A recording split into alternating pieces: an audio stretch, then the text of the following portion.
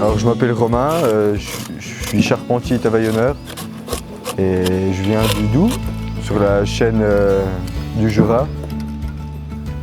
Et du coup, je suis ici à Chalimont, dans une forêt du Vercors, au Bois Barbu, pour aider les étudiants de l'école d'architecture de Grenoble à rénover la toiture du refuge de Chalimont.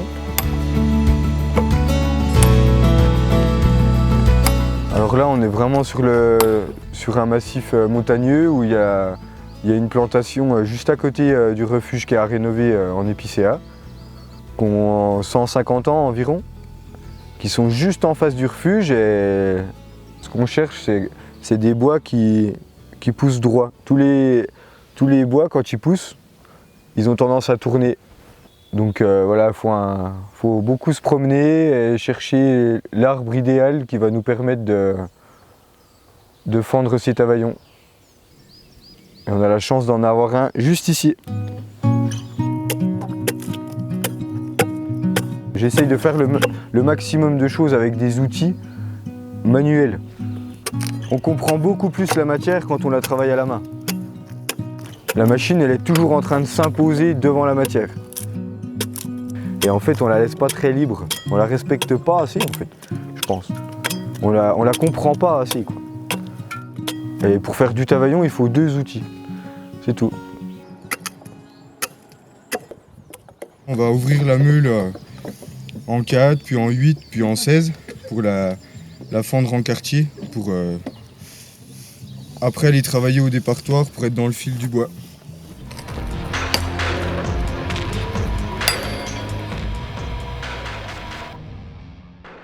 L'artisan, il vient juste donner quelques outils pour faire le lien et puis pour montrer que demain, si tu veux faire du tavaillon, ben, c'est possible. Et là, on a l'exemple sous les yeux. Il y a 15 élèves d'une vingtaine d'années ils ont 2 jours d'expérience et puis ça y est, ils font tous du tavaillon. Donc c'est juste une énergie, quoi. C'est rien de plus. C'est du bois qui va beaucoup travailler, du coup on le purge.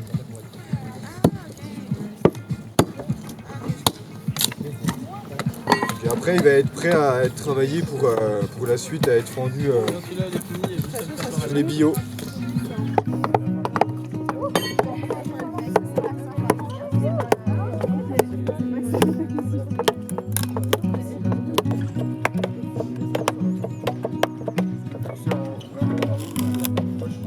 Il y a 2 manières de faire la suite, soit à la hache, soit au banc à planer.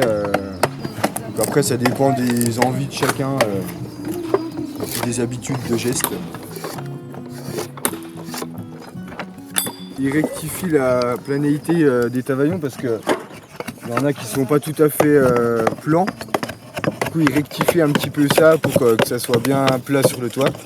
Il faut qu'il finisse avec un produit qui est bien terminé, quoi. C'est un petit peu le jeu quand on fait de la réhabilitation. Là, c'est ce à quoi on est confronté. Il y a des petits changements de niveau un petit peu partout qu'on ne peut pas prédire sur nos modélisations, nos dessins techniques. Et là, le problème, c'est justement le changement de longueur. Étant donné qu'on a donc cette partie en béton qu'on a refaite, qui s'appelle c'est une arase, sur lequel on vient fixer un gros morceau en bois qui fait toute la longueur, sur lequel vient à son tour se poser des petits chevrons pour fabriquer la toiture. Et là, ce que je fais, c'est juste remesurer justement le changement de longueur pour essayer de prendre les sections de bois qui sont un petit peu plus bas et de trouver où est-ce que je peux tailler justement. Là, j'ai noté 489 cm de longueur, en anticipant aussi le dépassé de toiture de l'autre côté, pour voir s'il y a un morceau de bois qui peut justement faire cette longueur-là.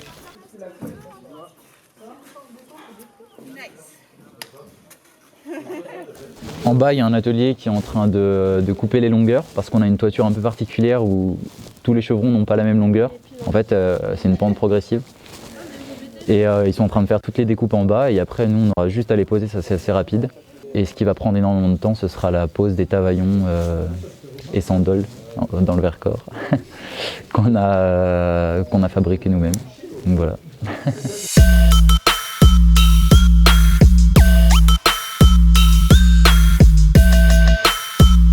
C'est intéressant de remarquer la différence entre deux matériaux. Typiquement, on a un côté de la toiture qui est en tôle ondulée et un autre côté qui est en tavaillon. Et je trouve que la chaleur se ressent pas du tout de la même manière. Quand on touche les tôles, en fait, on se brûle quasiment. Et on a même un rayonnement de chaleur qui est hyper fort, qu'on n'a pas du tout avec les tavaillons qui sont beaucoup plus clairs et qui renvoient la lumière, qui renvoient la chaleur. Ce qui est pratique, je dirais, avec les tavaillons, c'est que c'est très léger. Donc en fait, on peut en emmener sur le toit plein d'un coup, là où par exemple avec des briques en terre cuite, ça ne doit pas du tout être la même chose. Dans les instructions que Romain avait fait, c'était aussi, il fallait prendre un tavaillon et trouver sa place comme un puzzle. Et en fait, nous, dans notre cas, où le toit a une pente, a un décroché, la partie basse du toit est plus basse à un endroit que l'autre. Et du coup, on a dû travailler ligne par ligne. Le fait qu'on ait dû faire ça, ça a induit qu'on ait dû tracer avec le cordex sur toutes les lignes de tavaillon un petit trait rouge qui nous guide pour savoir où poser les tavaillons parce qu'on avait une inclinaison. Mais sinon, de manière conventionnelle, entre guillemets, on n'est pas obligé de faire rangée par rangée. La pose, elle est naturelle, elle est instinctive. On va dire qu'il faut connaître la matière, connaître toutes les possibilités de la matière et comme ça, une fois qu'on dessine quelque chose, on sait que c'est possible de le faire et que ça ne va pas être très compliqué pour le poseur. Le toit, on a commencé, c'est la chose qu'on a commencé au tout début et c'est ce qu'on est en train de finir. Du coup, il y a des tâches qui sont sur le temps long, d'autres qui sont beaucoup plus ponctuelles où c'est juste des menuiseries à faire, des commandes. Ce à quoi on touche, c'est vraiment le dessin. Et après, on passe à l'outil et puis on construit. Là, on apprend énormément de choses sur la réhabilitation, toutes les petites choses qui vont pas, qu'on n'a pas forcément anticipées. Ah, il est que 10h. Ah, j'allais dire, wow, on est où là? Côté isolation, chanvre, du coup, les murs du refuge, la dalle, à la chaux aussi.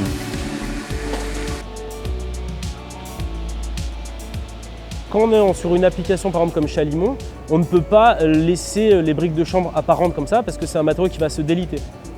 C'est pour ça qu'on a fait un sol à la chaux. Je crois qu'on a eu quand même quelques petits soucis. Par exemple, pour la chape, on avait prévu de la compacter à la base.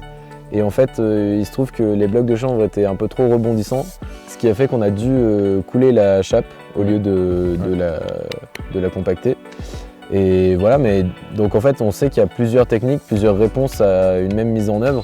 Pourquoi le chaux chanvre?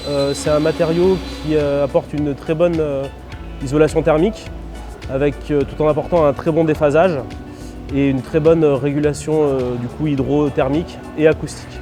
Je suis venu dans l'éco-construction par un cheminement un peu personnel. Je suis issu du gros œuvre, donc du conventionnel on va dire, où j'ai appris beaucoup de choses, où le béton armé est roi. J'ai voulu sortir un peu des dogmes officiels et revenir vraiment à l'essentiel. En fait, c'est le matériau, une utilisation du bon matériau au bon endroit et la rénovation du bâti ancien, parce qu'on a un gros patrimoine en France à préserver, à conserver, à rénover, quoi.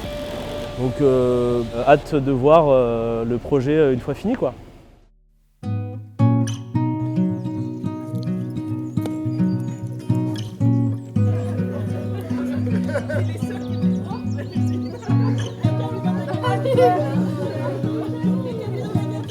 De se dire qu'on a contribué quasiment à 100% à tout ça, c'est chouette.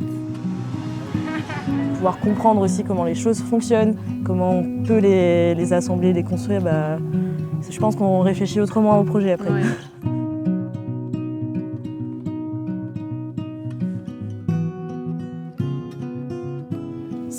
C'est vraiment une super base pour trouver des choses qui sont en lien et puis après trouver un avenir tout seul mais aussi en commun.